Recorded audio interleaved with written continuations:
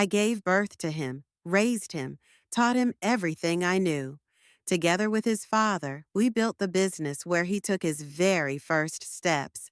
I believed that one day he would take it all with gratitude. But instead of gratitude, I heard something colder.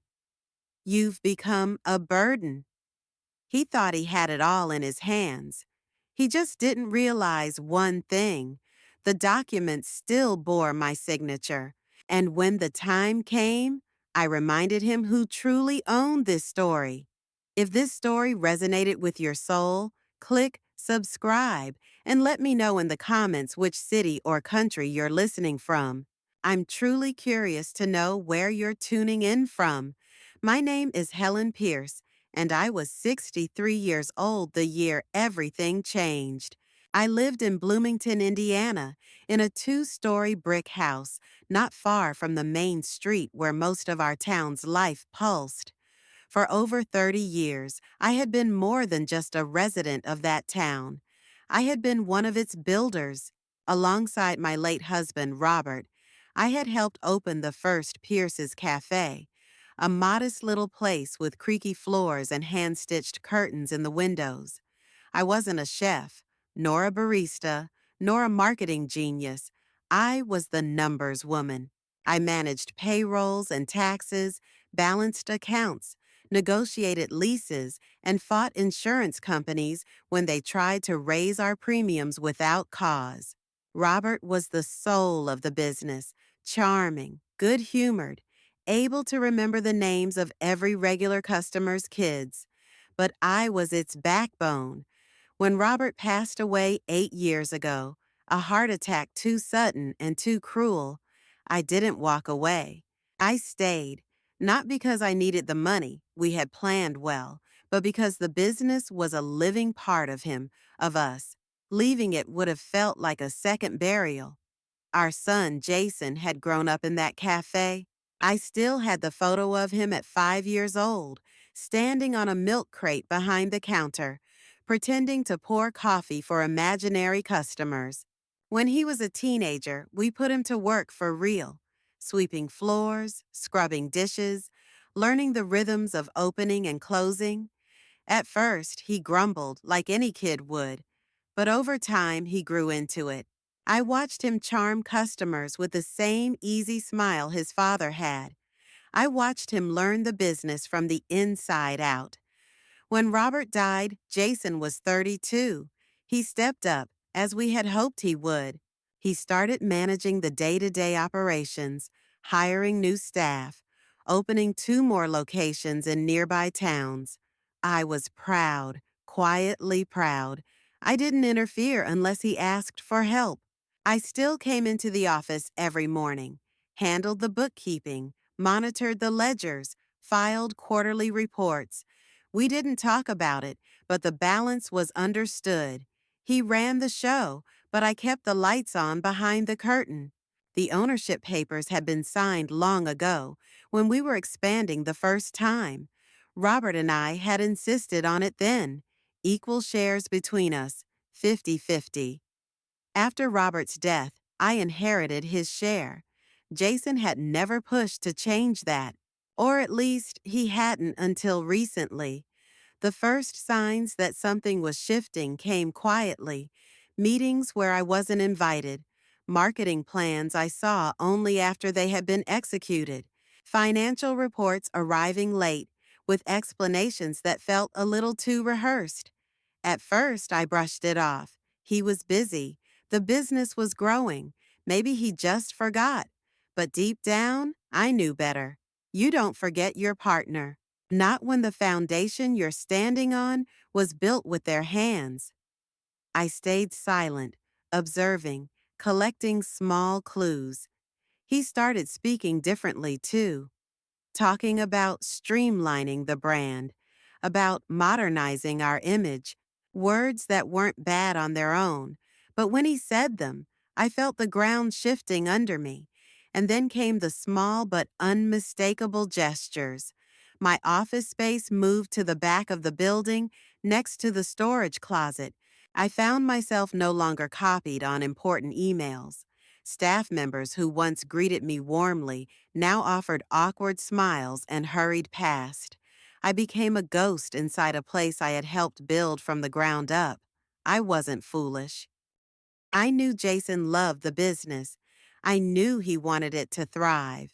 But I also knew ambition could sharpen into something uglier when it was left unchecked. I had seen it happen to other families in town. Fathers pushed aside by sons with new ideas, mothers quietly erased from businesses they had nurtured through harder times.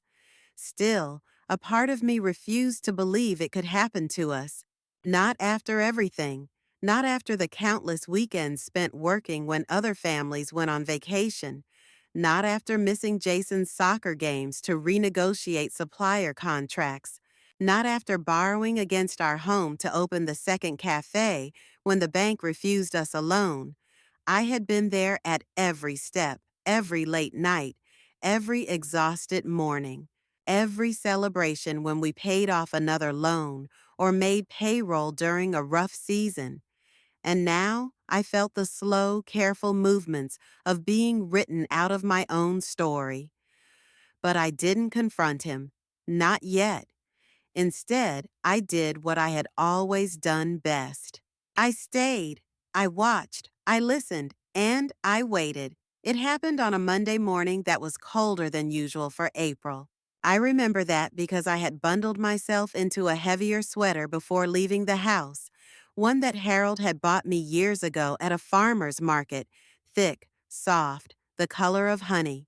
I thought about him as I buttoned it up, about how he used to say that Mondays were made for brave hearts and good coffee.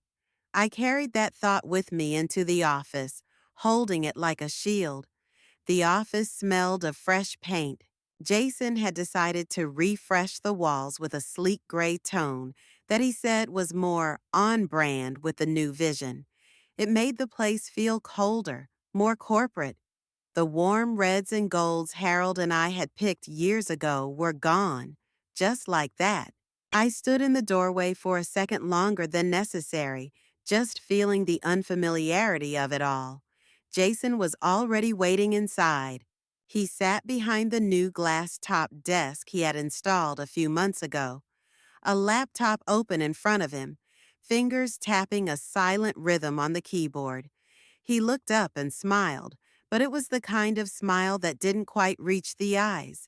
I knew that smile. I had seen it in boardrooms, in negotiations.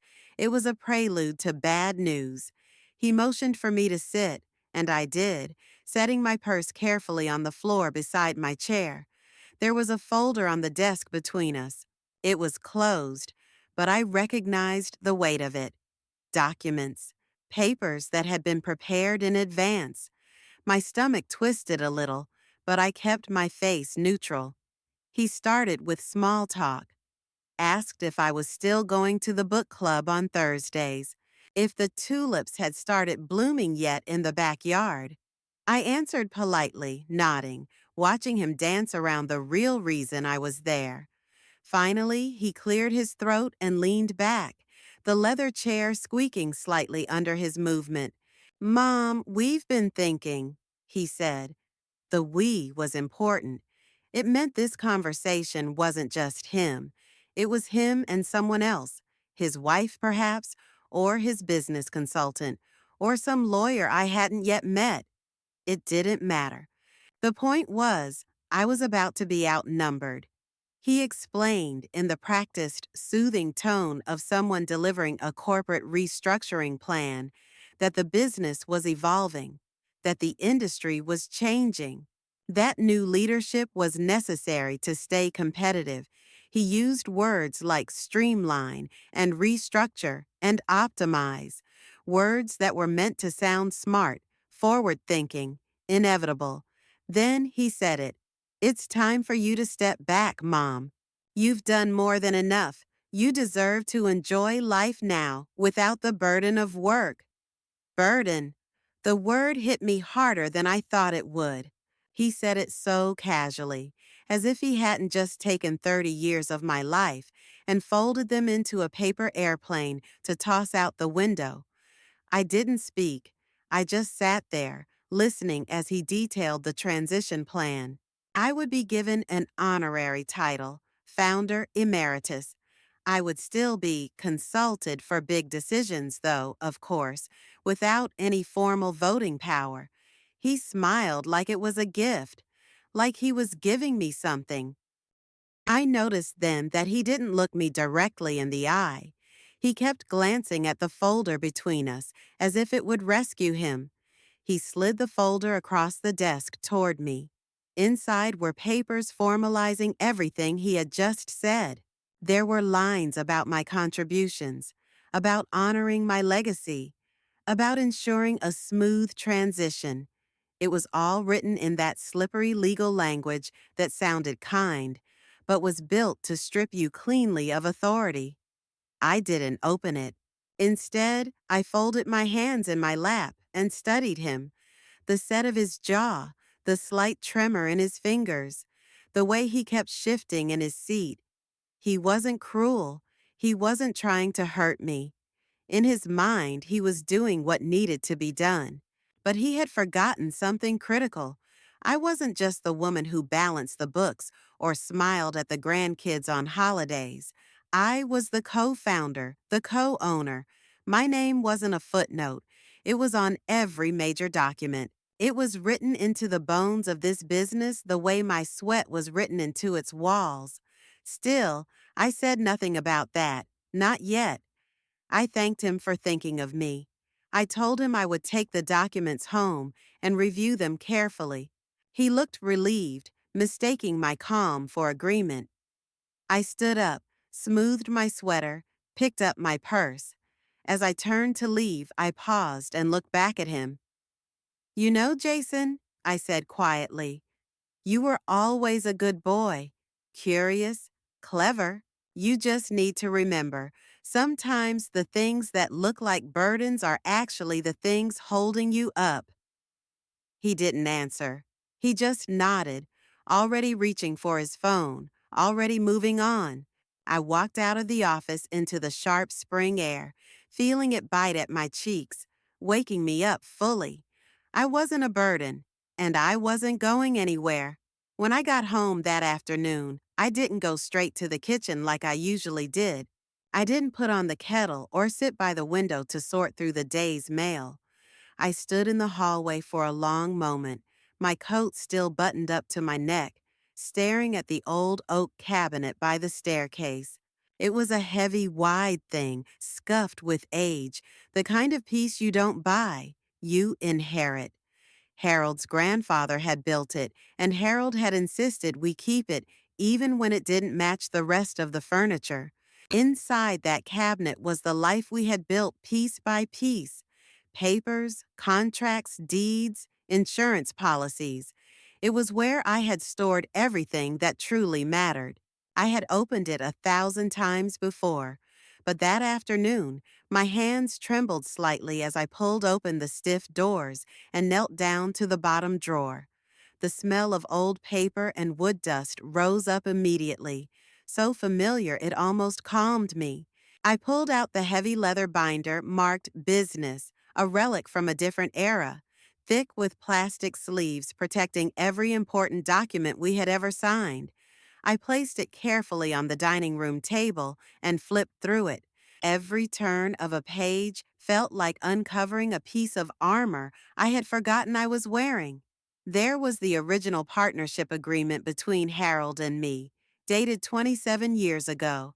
I traced my fingers over our signatures. Ink faded but clear. 50% ownership each. Right there in black and white. No automatic transfer of shares. No expiration date. No small print giving our son carte blanche once we passed a certain age. I turned more pages and found the amendment we had made when we incorporated Pierce's Cafe into an LLC. The amendment still listed my name, not honorary, not symbolic, equal partner, my name. Then there was the deed to the properties. The first cafe on Main Street, the second one near the university, and the small administrative building we had bought to house the office and bakery. All of it, listed under the LLC's ownership, and by extension, equally mine. I leaned back in my chair, letting the weight of it all settle. Jason hadn't bothered to check, or he thought I had forgotten. He assumed time had erased my claim the way new paint had erased the old warmth of the office walls. I opened a second, smaller binder labeled Correspondence.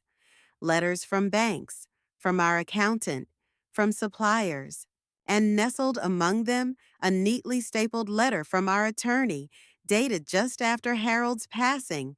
It confirmed the automatic transfer of Harold's share to me under the terms of our operating agreement. I smiled without meaning to. It wasn't a triumphant smile. It was sad, really, that it had come to this, that I had to prove myself to my own son with documents and signatures and legal language. But sadness didn't cloud my thinking. It clarified it. I gathered the key documents and laid them out in order: ownership agreement, deed of properties, updated will, attorney's letter. I made copies of each one, printing them on crisp new paper.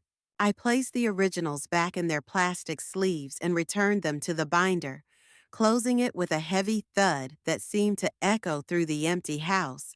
Then I sat down at my laptop and began drafting an email to Diane, the family lawyer who had worked with us for years. I told her everything: what Jason had said, what he had proposed, what documents I had reviewed. I asked her to review everything herself and advise me on my rights. It was nearly midnight when I finally shut down the laptop and turned off the lights. As I moved through the dark house, I touched familiar surfaces: the back of the sofa, the edge of the kitchen counter, the worn banister on the stairs. This was my life, not a placeholder, not a relic, mine. In bed, I lay awake for a long time, staring at the ceiling, replaying the conversation with Jason.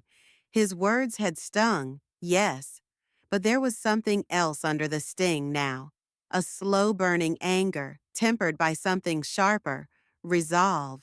I thought of the nights Harold and I spent sitting at the kitchen table, balancing budgets, dreaming up ideas, figuring out how to survive another season. I thought of how hard we had worked, not just to build a business, but to build a life worth having. A life where we could hand something down to Jason, yes, but not at the cost of our own dignity. I thought of Jason as a little boy, how he used to crawl into my lap after a bad dream and whisper, "Mommy, don't let anything happen." And how I had promised every time, "I won't." Promises made to a child don't disappear just because the child grows up. I had protected him once. Now I would protect myself.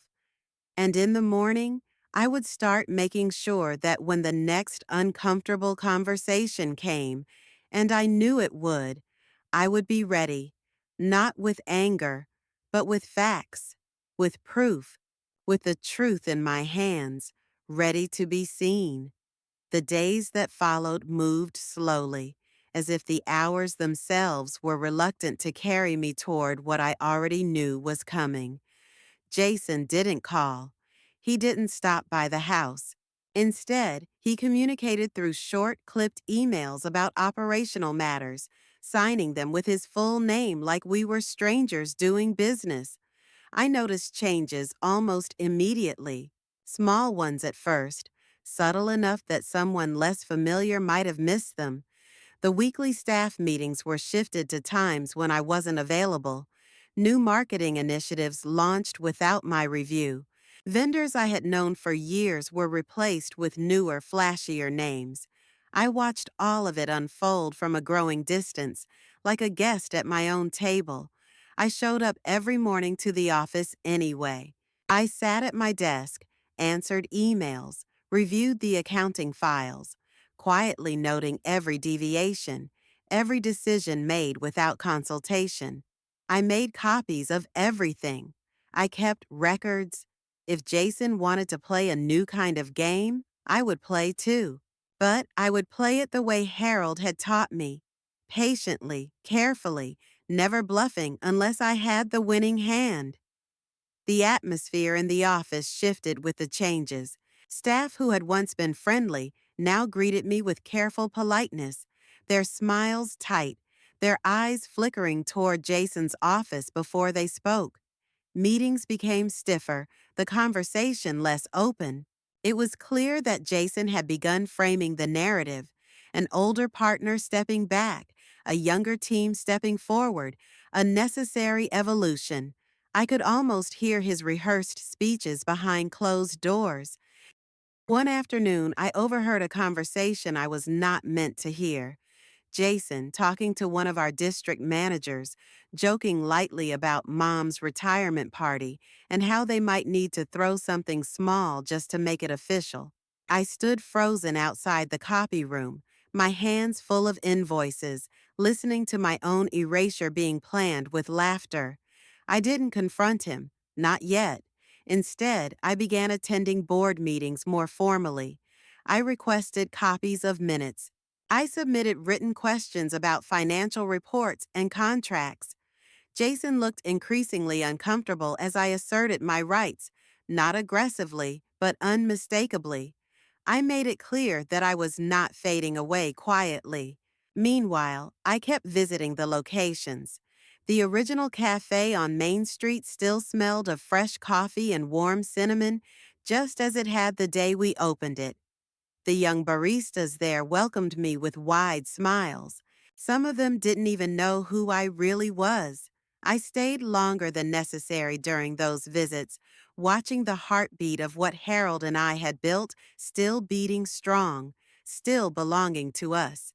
At the second location near the university, I noticed new posters advertising a rebranding effort. Sleeker logos, modern furniture, a stripped down menu. Jason's vision. But the old customers, the ones who had come in every morning for 15 years, looked lost among the changes. They ordered their coffee and sat quietly, out of place in a world that had been scrubbed of familiarity. One evening after closing time, I sat alone in the Main Street cafe with a cup of coffee. The door locked, the lights dimmed to a soft glow. I looked around at the walls, the worn wooden floors, the chalkboard menus still handwritten in the same careful style I had taught our first cashier to use. I remembered late nights repainting the trim with Harold, arguing about colors. I remembered Jason sitting on the counter swinging his legs, asking endless questions about coffee beans and cash registers and why customers sometimes looked sad when they ordered just a cup of black coffee. This business wasn't a brand. It was a home.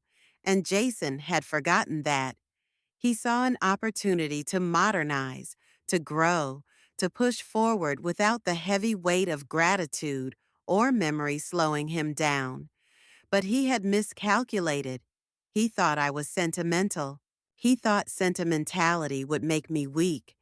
He didn't understand that sentiment wasn't weakness, it was strength, the strength to know what was worth fighting for.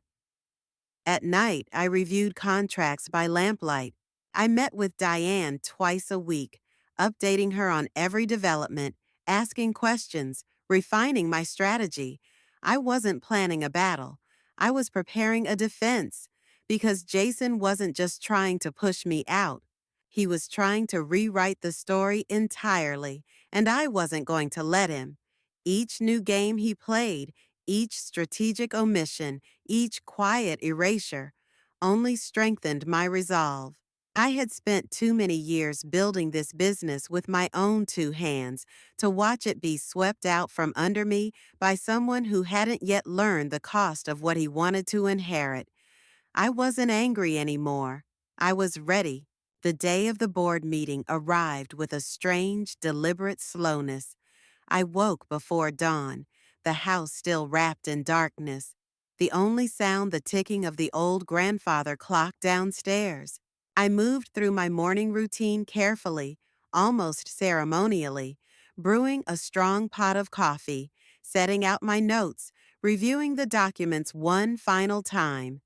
The board meetings had always been casual affairs before. Harold and I had designed them that way intentionally. Open discussions around a conference table, with pastries and laughter, and sometimes even arguments about baseball scores before we got down to business. But this meeting felt different. Formal invitations had been sent. An agenda had been circulated. Jason's name appeared at the top of the header, not mine. When I arrived at the office, the atmosphere was taut, brittle. Jason's assistant barely made eye contact as she handed me a folder with the printed agenda. I tucked it under my arm and made my way to the conference room, the low hum of whispers trailing behind me like smoke. Inside, Jason was already seated at the head of the table, wearing a new suit that still had the stiffness of the store on it. He smiled when he saw me, but it was a tight, business-like smile. Nothing like the boy who used to grin at me from behind the counter while sneaking extra cookies to customers. The board members trickled in, faces I had known for years, some older, some newer, a few carefully avoiding my gaze. When the last chair was filled, Jason stood up, cleared his throat, and began. He spoke smoothly, confidently, delivering a presentation that had clearly been rehearsed to the last detail. He talked about growth strategies, modernization efforts, expanding into new markets. He praised the past, yes, but only briefly, as a preamble to explaining why the future demanded different leadership. His leadership. He proposed a new organizational structure, streamlined, efficient, and entirely under his control. Then, with the same practiced calm, he moved to the final item on the agenda, the formal transition of authority, the transfer of operational power from previous management to the new executive team. In other words, himself and the few loyalists he had cultivated carefully over the past year. He didn't look at me when he said it. He looked at the board, as if willing them to see me as just another obstacle to progress. There was a brief, uncomfortable silence when he finished. A few polite nods, a clearing of throats. Then Jason gestured toward the table, where a stack of documents waited neatly. "These are the proposed agreements," he said. "We would appreciate Helen's cooperation in signing them today to make the transition smooth for everyone." He said it with such finality, such quiet arrogance, that for a moment I could feel the room tipping toward him, the inevitability of it like a tide pulling against my ankles. I let the moment stretch. Then I stood up. I reached into my bag and pulled out my own stack of papers, thicker, heavier, protected by clear plastic sleeves. I laid them neatly on the table in front of me. I didn't raise my voice. I didn't shout or pound the table. I simply began to speak, clearly, methodically, walking them through the facts. First, I produced the original partnership agreement, highlighting my 50% ownership. Then the amendment post Harold's death, confirming the full inheritance of his share to me. The deeds to the properties, registered in the name of the LLC, in which I held controlling interest. The operating agreement requiring unanimous consent from all primary shareholders, that is, me, for any major structural changes. I saw the color drain slowly from Jason's face as I continued. One of the older board members, Mr. Whitmore, leaned forward and adjusted his glasses, studying the documents carefully. Another, Mrs. Daniels, exchanged a glance with her colleague, eyebrows raised slightly. I outlined, step by step, every instance where Jason had made unilateral decisions without board approval, every financial move that violated our internal protocols. I laid bare the quiet coup he had been orchestrating behind closed doors. And then I ended with a simple, indisputable fact. "Without my consent," I said calmly, "none of these changes are legally valid." Silence fell over the room like a dropped curtain. Jason opened his mouth to argue, but I held up a hand, gently, firmly. There's no need for a debate, I said. The documents speak for themselves. I gathered my papers, returned them neatly to my bag, and sat down. For several long minutes, no one spoke. Then Mr. Whitmore, clearing his throat, said what everyone was thinking. Well, he said slowly, it appears we have some serious matters to reconsider. The meeting adjourned shortly afterward. No votes were taken, no transitions formalized. Jason left the room without a word to me, his steps stiff and uneven. I remained seated for a while longer, breathing in the heavy stillness.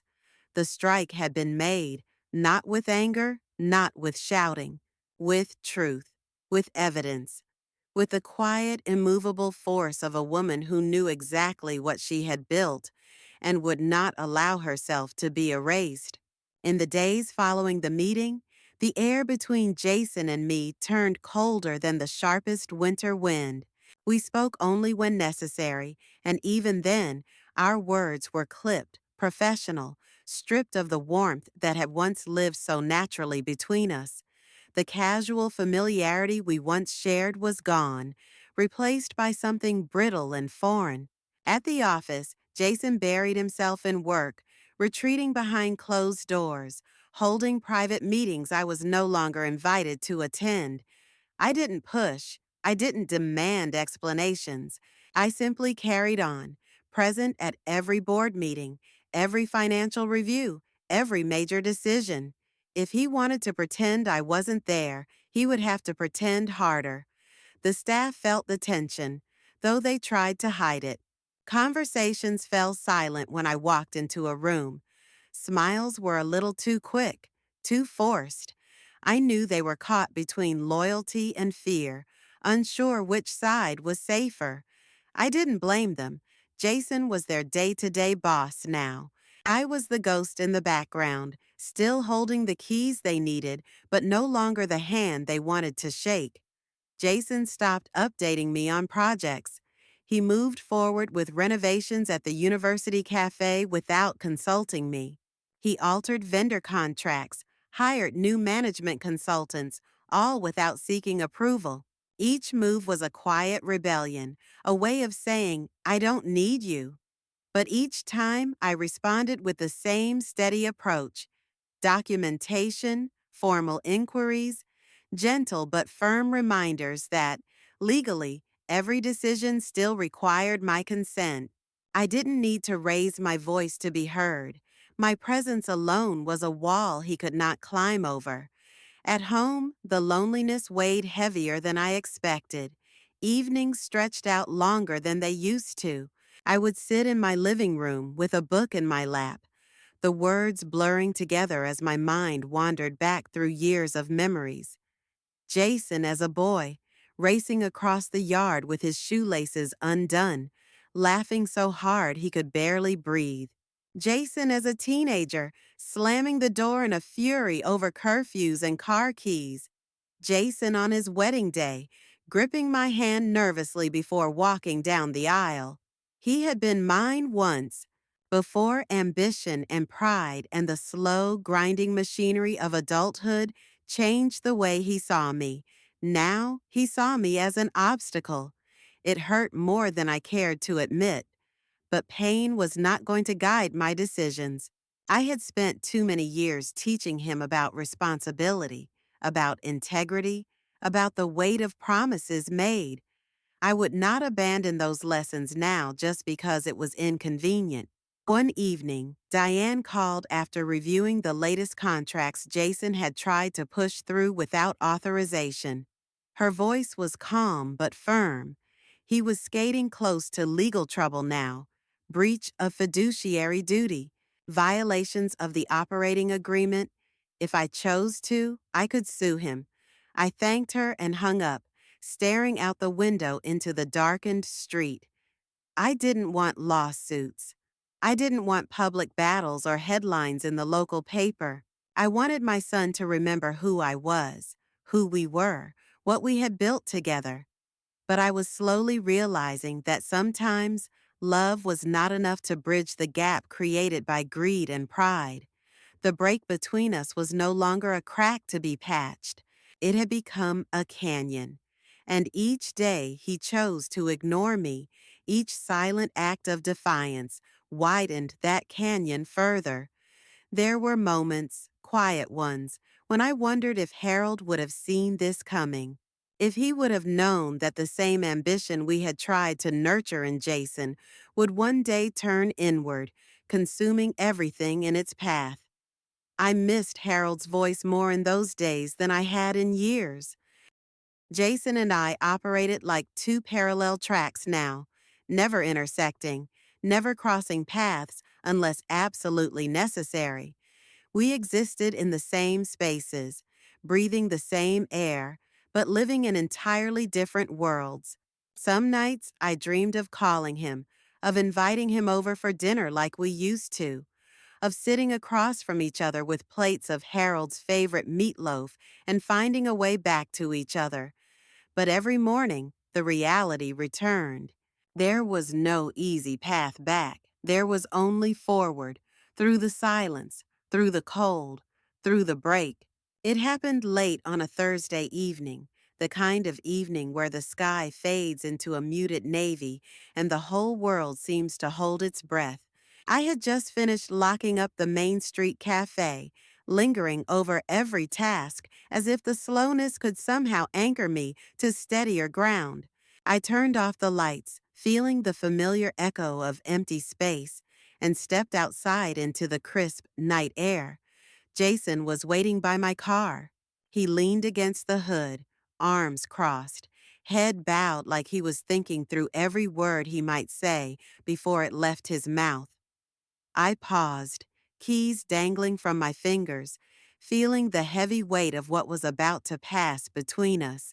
It was not anger I felt, not fear, just a deep, steady sorrow, like standing on the edge of something you know you cannot mend. He straightened up when he saw me, stuffing his hands into the pockets of his jacket. For a long moment, we just stood there, a few feet apart, two stubborn echoes of the people we used to be. He spoke first. He said he hadn't meant for things to go this way, that he had only wanted to take the business to the next level, to honor what Dad had built. His words stumbled over themselves, trying to sound rehearsed, but falling apart in the face of reality. He said he never expected me to fight him, that he thought I would understand. I listened, quiet and unmoving, letting him empty his heart out into the cold night air. Then it was my turn. I told him I remembered when he was 8 years old and wanted to build a tree house in the backyard. He had gathered scraps of wood, some crooked nails, and a rusted hammer, determined to build it without help. I watched him from the kitchen window, stubborn and proud, balancing broken boards against each other until the whole thing collapsed in a heap. That afternoon, he had come inside, cheeks flushed with frustration, and I had sat him down at the kitchen table. I didn't scold him. I didn't mock him. I told him that if you build on a weak foundation, no amount of nails could hold it up. I told him that night again, standing in the parking lot under a flickering streetlight. Foundations matter. He turned his head, staring down the empty street, jaw clenched tight. I wondered if he was remembering it too, the way Harold had eventually come outside, showing him how to level the beams properly, how to measure twice before driving the first nail. I reminded Jason that Harold had never built anything by cutting corners or stepping on the people who loved him, that every late night, every hard decision had been guided by two things: pride in his work and love for his family. I told him he had forgotten both. There was no anger in my voice, just the simple, clean honesty of a wound too deep for rage. He said he didn't know how to fix it. I told him some things couldn't be fixed, only acknowledged. He asked if we could go back. Start over. I shook my head slowly. Love, I told him, isn't a game you win by erasing the people who helped you play. Trust isn't something you rebuild with contracts and apologies whispered in the dark. I told him the business would remain as it was, that I would not be signing it over, that I would stay until I decided otherwise, not because I needed the title, but because it was mine to protect. Jason didn't argue, he didn't beg. He just stood there, hands still jammed deep into his pockets, looking smaller somehow, like the little boy who once believed I could fix anything if I only tried hard enough. I thought for a moment that he might cry, but he didn't. He simply nodded once, stiffly, like a soldier saluting before walking away from a battlefield he knew he could not reclaim. I watched him leave, his figure swallowed by the darkness of the empty parking lot. The silence that followed was profound, almost sacred. It wrapped around me like a shawl, heavy but strangely warm. I stood there for a long while after he disappeared, breathing in the cool night air, letting the finality of the moment settle into my bones. This was the end of something, but it was also the beginning of something else. Not forgiveness, not forgetfulness, freedom, not the kind that came from winning a battle, the kind that came from knowing I had never truly lost myself in the first place. The morning after our conversation, the light broke through my bedroom window in slow, deliberate strokes, painting the walls in muted gold. I lay there for a while before getting up, staring at the ceiling, feeling the weight of everything that had passed settle somewhere deep inside me. It was not heaviness in the way sorrow often feels. It was something quieter, sturdier, a kind of calm. I moved through the house with a purpose I hadn't felt in months. I brewed coffee, thick and strong, the way Harold used to like it, and sat at the kitchen table where so many important decisions had once been made. In front of me were two folders. One contained the papers Jason had tried to have me sign. The other held the documents that told the true story of ownership, of history, of a lifetime of work that could not be erased by a few ambitious signatures. I opened the first folder, running my hand over the crisp, impersonal papers he had so carefully prepared. In another life, another time, maybe I would have felt guilt. Maybe I would have been tempted to give in, to make the transition easier, smoother, for the sake of peace. But I knew better now. Peace built on erasure was not peace at all.